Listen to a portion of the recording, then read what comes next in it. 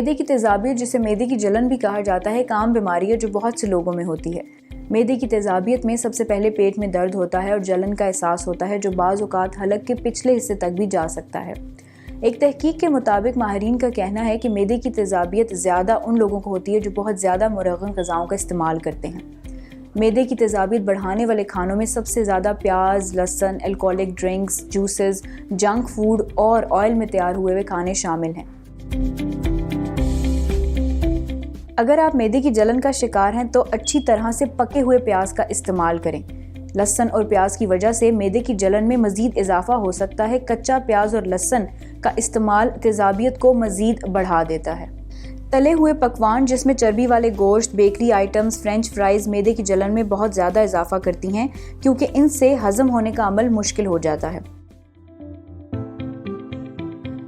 अगर मैदे में होने वाली तेज़ाबियत दायमी शक्ल इख्तियार कर जाए तो कुछ अशिया का फ़ौरी इस्तेमाल इन पर काबू पाने में मदद दे सकता है, जिसमें फलियाँ, अनाज, केला, चर्बी के बगैर गोश्त शामिल है। इस हवाले से मज़ीद जानने के लिए आप देख सकते हैं उर्दू न्यूज़ की लाइफस्टाइल कैटेगरी को। बाखबर रहने के लिए देखते रहिए urdunews.com।